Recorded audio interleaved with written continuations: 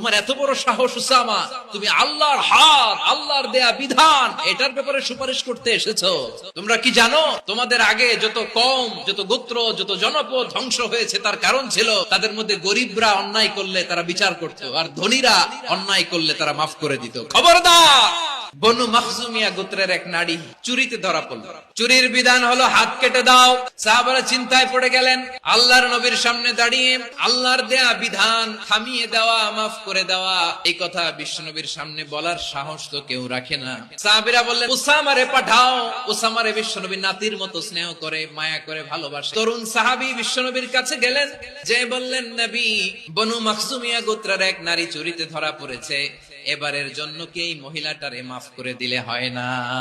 বিশ্বনবী বললেন, ওরে ওসামা, আমার কলিজার টুকরা, নয়নের পুটুলি ফাতেমাও যদি মক্কার জমিনে আজকে এই চুরির দায়ে ধরা পড়তো, আমি বিশ্বনবী মুহাম্মদুর রাসূলুল্লাহ ধরে ফাতেমার ডান হাতটা কেটে দিতে এক বিলম্ব দেরি করতাম না।